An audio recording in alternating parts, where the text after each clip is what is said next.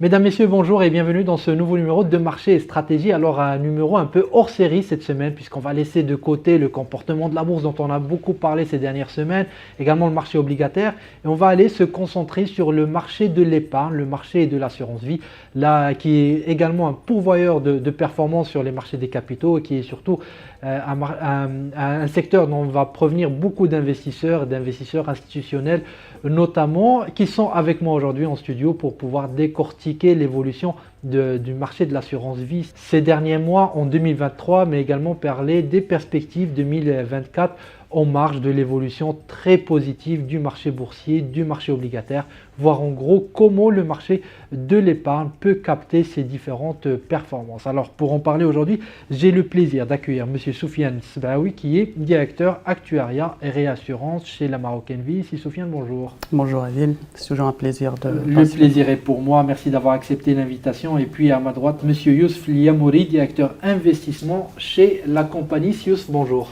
Bonjour Adil et merci pour l'invitation. Tout le plaisir est pour moi, messieurs. Alors vous représentez la Marocaine Vie, un acteur historique de l'assurance vie au Maroc. Et vous êtes également un précurseur sur pas mal de produits qu'on va évoquer tout à l'heure. Donc voilà, et ça permettra donc d'avoir votre historique de connaissances et d'expertise sur ces différents domaines liés à l'épargne assurantielle qu'on va voir aujourd'hui. Et justement, quand on parle d'épargne assurantielle, messieurs, qu'est-ce que ça veut dire? Parce qu'aujourd'hui, je vais vous demander un exercice très difficile. C'est vraiment d'être très terre à terre dans vos explications pour que le maximum d'internautes puissent comprendre ce qu'on dit. Ce n'est pas toujours évident de le faire. Et donc répondre à toutes les questions qui peuvent tourner autour de l'épargne. Comme ça, nos chers internautes, à la fin de la vidéo, pourront avoir toutes les réponses à toutes les questions, toutes les éventualités possibles autour de l'assurance vie. Et donc, légitimement, ma première question est la suivante. Peut-être me tourner vers vous aussi, Soufiane. Qu'est-ce qu'on veut dire quand on parle d'épargne assurantielle? L'épargne assurantielle est un produit d'assurance par lequel un client il se voit constituer un capital ou une rente à terme ou à l'échéance, moyennant des cotisations périodiques ou libres. On distingue deux grandes familles de produits d'épargne d'assurance. Il y a les produits de capitalisation. Là, la prestation il ne dépend pas de la survie et du décès du client. Donc c'est un produit qu'on peut assimiler à des produits bancaires de pure capitalisation. Et il y a la deuxième famille, c'est la famille de l'assurance vie. Les assureurs, en plus de la capitalisation, on offre des garanties prévoyance complémentaires à forte valeur ajoutée pour les clients. Par exemple, à titre d'exemple, paiement d'un capital supplémentaire en cas de décès, la prise en charge par exemple du paiement de la prime en cas d'invalidité du client. Cette garantie elle est très souvent, on la trouve dans des contrats type retraite. Oui. Et cette famille d'assurance vie, c'est le produit le plus commercialisé par les entreprises d'assurance au Maroc. Donc pour revenir à ta question de vulgarisation, plus concrètement comment fonctionne un contrat d'assurance épargne. Donc les primes qui sont versées par le client, diminuées des frais d'acquisition, ils sont affectés individuellement pour chaque client et ils sont valorisés au jour le jour à partir de la date valeur, moyennant un taux minimum garanti qui est stipulé dans le contrat.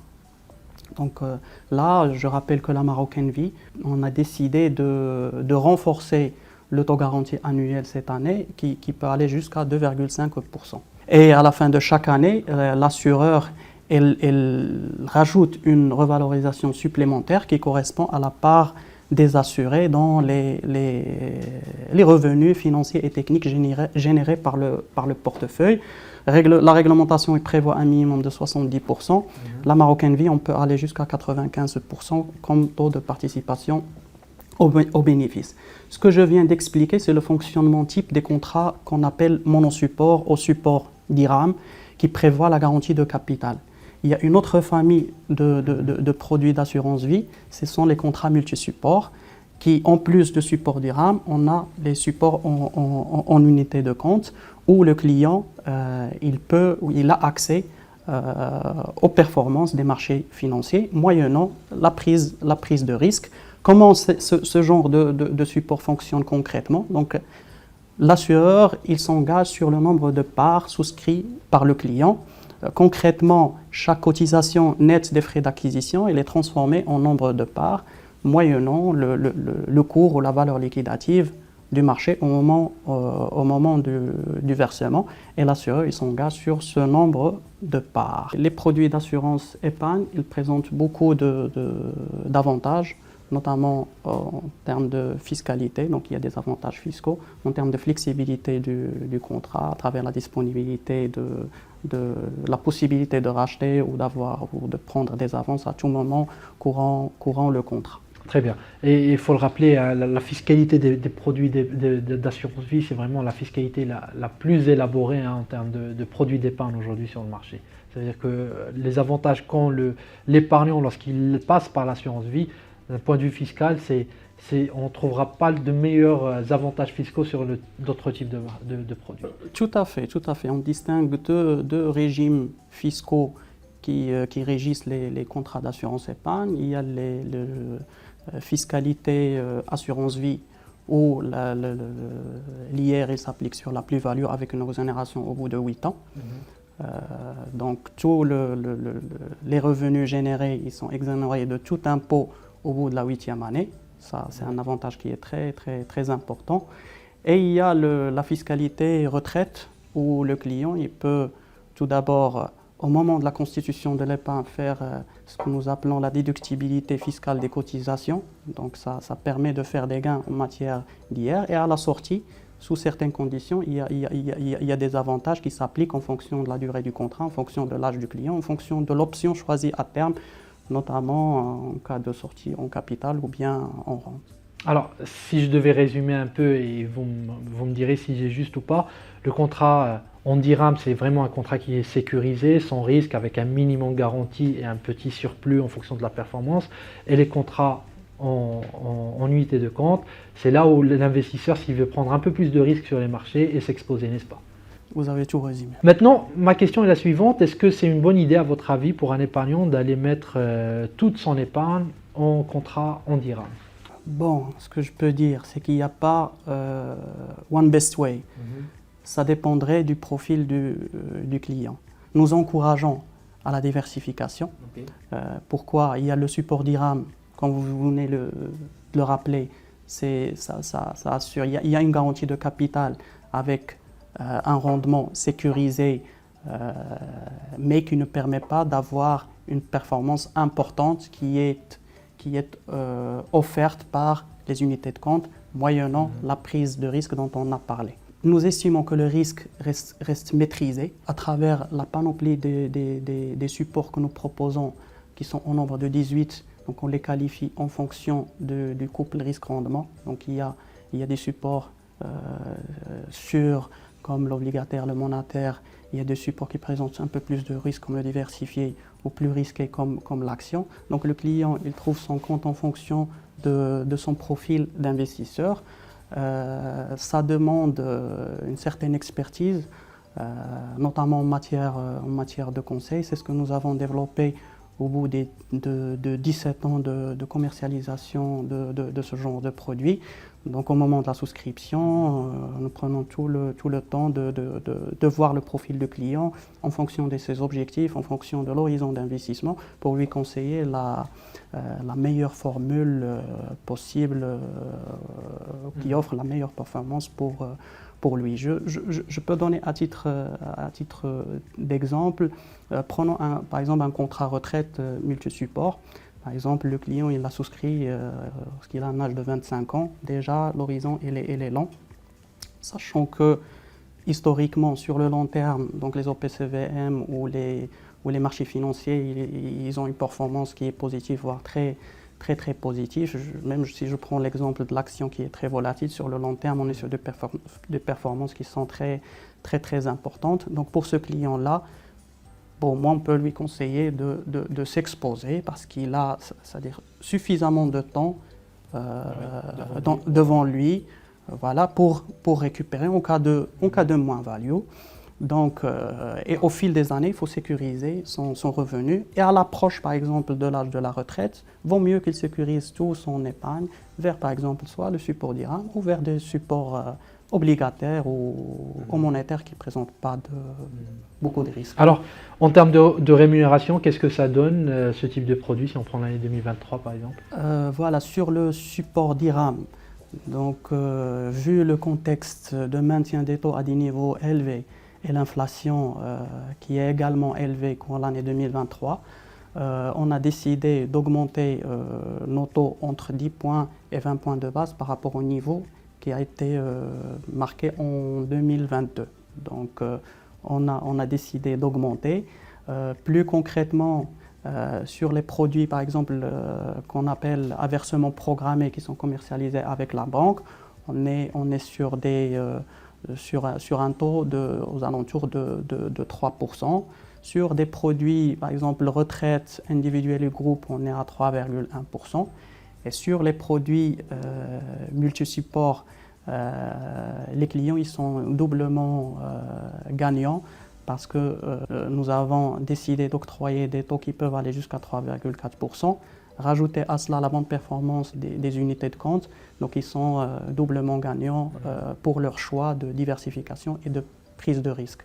Je rappelle que notre stratégie en matière de taux servis, donc elle est drivée par l'octroi ou d'offrir à nos clients des taux qui ne varient pas beaucoup, c'est-à-dire surtout en cas de contre-performance des marchés financiers, donc sécuriser un peu les fluctuations, mais également offrir ou différencier les clients qui prennent le risque, notamment sur les produits multi-supports. Donc on offre des points supplémentaires, donc on peut aller on peut voir la différence entre le monosupport et le multi-support. Donc c'est entre 30 et 40 points de base supplémentaires sur les taux à servir. Très bien, donc une hausse des rendements par rapport à 2022. Et justement, Siouf, ces rendements, ces performances, vous en êtes responsable parce que vous êtes directeur des investissements de la compagnie. Et donc, c'est à vous de trouver les meilleurs paris, les meilleurs investissements pour améliorer les rendements.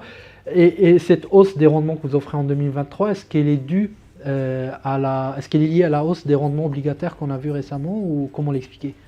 Effectivement, Adil, on peut dire que cette augmentation est liée à la hausse des rendements obligataires observés durant les 2 dernières années, mais pas uniquement. Okay. Déjà, pour bien profiter de cette situation, il faut idéalement avoir en face un maximum de cash à replacer avec ces niveaux de rendement élevés. Or, il faut savoir que le cash que nous investissons sur le marché a 2 origines.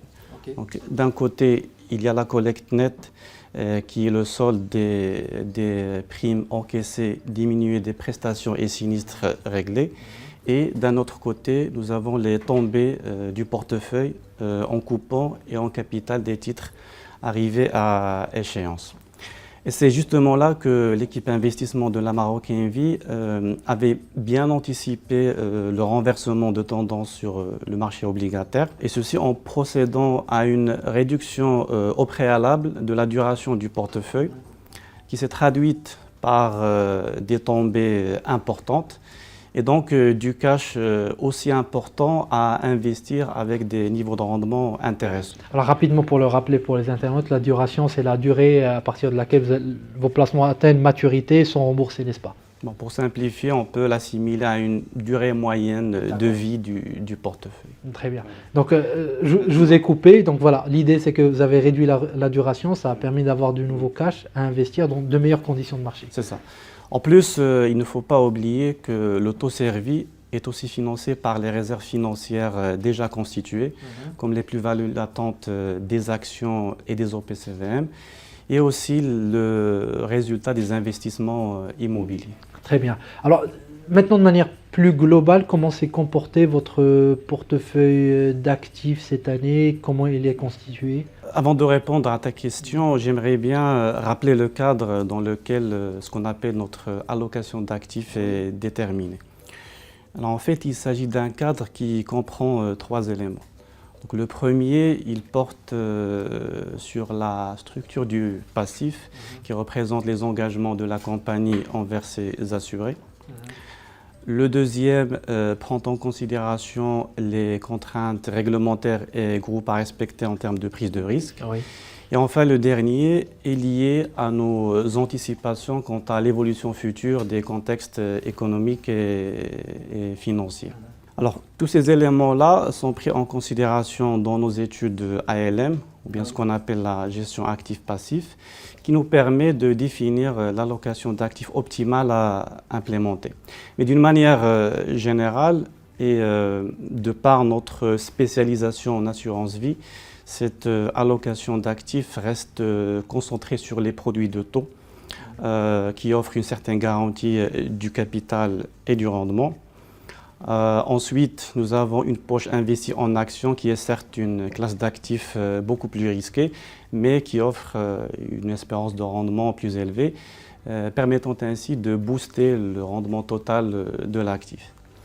Et enfin, on retrouve l'immobilier, qui est une forme d'investissement alternatif qui propose des performances décorrélées par rapport aux deux précédentes classes d'actifs et constitue donc, on va dire, une source de diversification supplémentaire. D'accord. Est-ce qu'on a une clé de répartition entre les trois, entre les produits de taux, l'action, l'immobilier?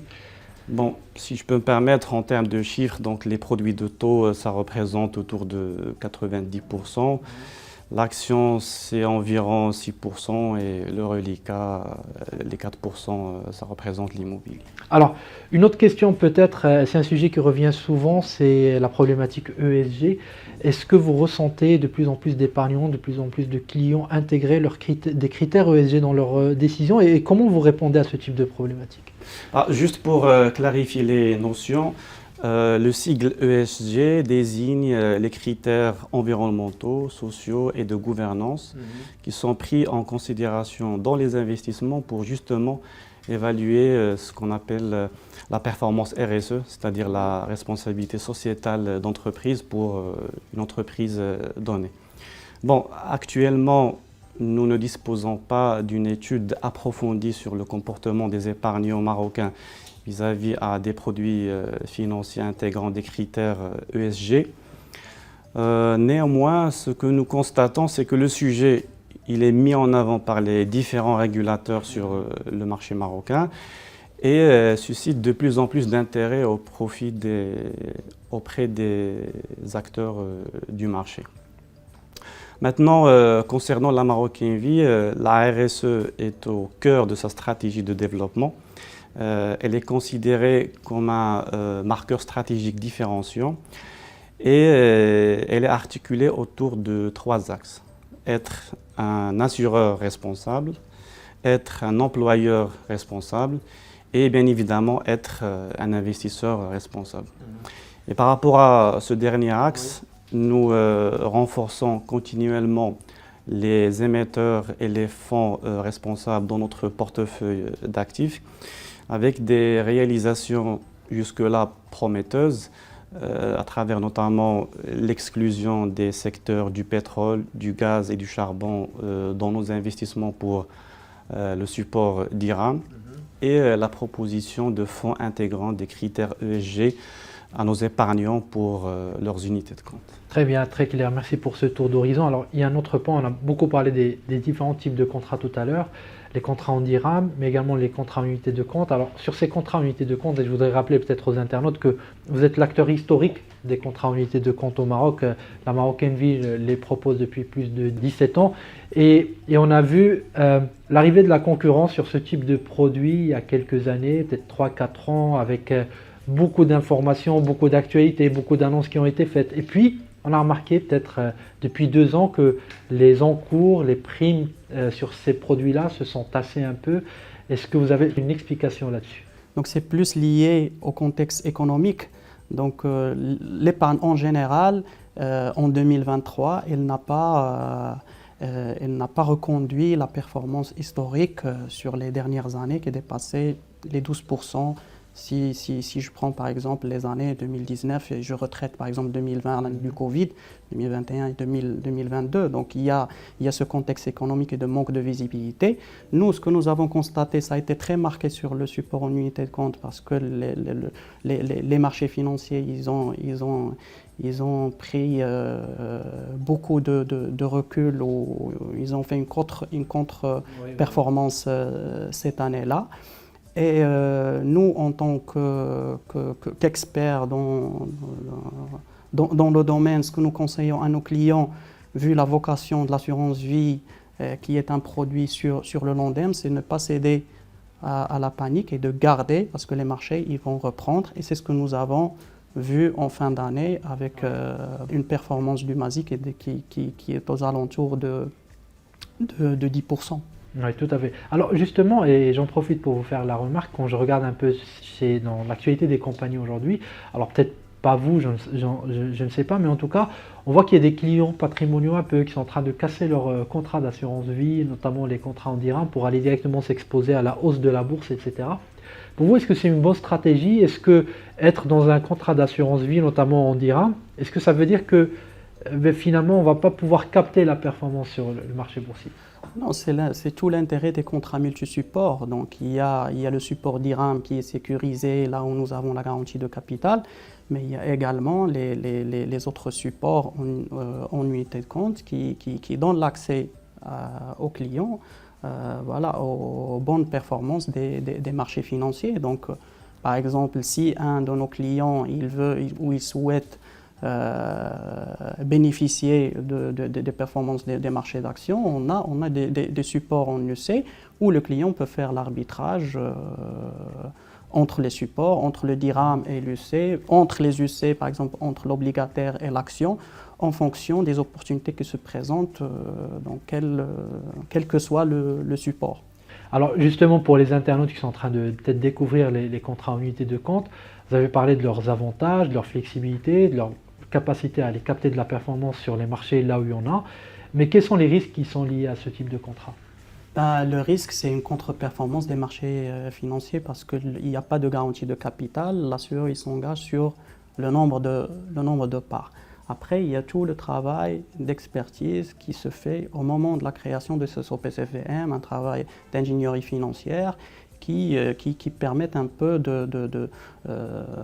d'offrir aux clients des supports qui sont plus ou moins sécurisés, d'offrir l'ensemble de l'information, c'est-à-dire on catégorise les supports en fonction du couple risque-rendement. Donc le client il est conscient de la classification de support, donc il n'y a pas de boîte noire, donc il connaît la nature de l'OPCVM, il connaît les risques auxquels il va s'exposer. Très bien. Et vous le disiez tout à l'heure en réponse à ma question, ce n'est pas un long fleuve, un long tunnel, on va rentrer, on ne peut sortir qu'à une certaine date. C'est des contrats qui vont donner une flexibilité, on peut passer d'une exposition à une autre à l'intérieur de notre contrat. Tout à fait. C'est le grand avantage des contrats d'assurance épargne, c'est que le client il peut effectuer des arbitrages sans casser le contrat et s'exposer au paiement des impôts. C'est tout l'intérêt des contrats d'assurance. Il peut faire autant d'arbitrages tout au long du contrat entre supports, saisir des opportunités sur les marchés, éviter par exemple une contre-performance, sécuriser des revenus financiers. Donc c'est tout l'intérêt des contrats d'assurance. C'est une gestion dynamique. Selon vous, Yousf, est-ce que vous conseillez aux gens d'être sur un seul type de contrats multi-supports ou de multiplier les supports à l'intérieur? Bon, comme vous le savez, la diversification est une notion clé dans la gestion de l'épargne. Donc, elle consiste à placer son capital sur différentes classes d'actifs qui sont peu liées entre elles, de façon à ce que la perte en valeur d'une certaine classe d'actifs pourra être compensée par la performance des autres. Maintenant, dans un contrat UC, il est tout à fait possible de diversifier son épargne en sélectionnant des OPCVM de catégories différentes en fonction justement des classes d'actifs sous-jacentes. Enfin, il n'y a pas d'allocation unique. Donc, oui. Chaque épargnant doit avoir une allocation qui lui est propre en fonction d'un certain nombre de critères, notamment le profil de celui-ci. Mais d'une manière générale, on peut différencier entre 4 principaux profils. Pour chacun d'entre eux, nous proposons une allocation prédéfinie. D'accord. Alors, on parle ici des profils prudents, équilibrés, dynamiques et offensifs. Très bien. Et on l'a vu tout à l'heure, par exemple, notre jeune de 23-24 ans qui démarre, qui a la vue devant lui, il peut être sur un profil plus offensif, puis passer défensif à la fin, comme vous nous avez expliqué tout à l'heure. Alors, dans le contexte actuel, on a un bon comportement de la bourse, un marché obligataire qui se comporte plutôt bien. Qu'est-ce que vous conseillez? Quel type de contrat privilégier aujourd'hui? Bon, comme tu le sais maintenant, avec le support d'IRAM, le capital, il est garanti. Oui. Donc, on peut dire qu'il est destiné à des épargnants en quête de sécurité, Oui. mais en contrepartie, ils acceptent un rendement modéré. Les supports UC, quant à eux, permettent de placer son capital dans des OPCVM de catégories différentes qui investissent sur les marchés financiers et offrent des potentiels de gains beaucoup plus élevés, mais en contrepartie d'accepter le risque de perte en capital. Alors, ce qui est important, c'est que le choix doit être fait en fonction notamment du profil de l'épargnant, de ses objectifs d'investissement et aussi du degré de risque qu'il est prêt à accepter. Alors en 2023, les supports UC proposés par la Maroc Envie ont réalisé des performances brutes allant jusqu'à 3,5% pour les OPCVM obligataires, plus de 6% pour les OPCVM diversifiés et plus de 14% pour les OPCVM actions. Maintenant, et tenant compte de la tendance baissière des rendements obligataires et la bonne orientation du marché boursier sur le moyen terme, nous pensons que cette dynamique positive des supports UC en termes de performance devrait être maintenue sur les prochaines années. Et donc rester sur ce type de contrat, c'est ce que vous conseillez, en tout cas pour un profil, disons, moyen, etc. Vous l'avez bien expliqué, il faut bien profiler le client, c'est du cas par cas, on est vraiment en train de donner des cas généraux, hein, si vous le voulez. Alors, vous avez répondu en partie à ma dernière question, et je vais vous passer aussi la parole, si Soufiane, pour m'en dire un peu plus. Dans ce contexte-là, quelles sont à votre avis les perspectives du marché de l'épargne à court et moyen terme, surtout à moyen terme? Pour parler un peu d'avenir, il faut faire une rétrospective. Si on regarde les taux d'évolution du marché de l'épargne, donc si on retraite les 2 années exceptionnelles du Covid et l'année 2023 qui est marquée par le manque de visibilité au niveau mondial, donc on est sur des taux de croissance qui dépassent les 12%. Donc pour moi, c'est-à-dire il y a tout l'avenir pour l'assurance épargne, donc il y a des bonnes perspectives d'évolution à l'avenir. Je dirais aussi que les projets structurants auxquels s'inscrit le Royaume, notamment l'organisation de la Coupe du Monde, il promet également une bonne dynamique des marchés financiers, ce qui va se présenter des opportunités d'investissement pour nos clients. Donc il y a une marge de progression sur les produits UC, mais ça nécessite un investissement de chez les assureurs, parce qu'on constate qu'il faut un fort travail de vulgarisation chez les assureurs de ces contrats en unité de compte, parce qu'il y a l'offre actuelle, il est surtout centré sur les clients patrimoniaux. Donc il y a un travail de vulgarisation, généralisation des UC au reste des niches ou des profils des clients.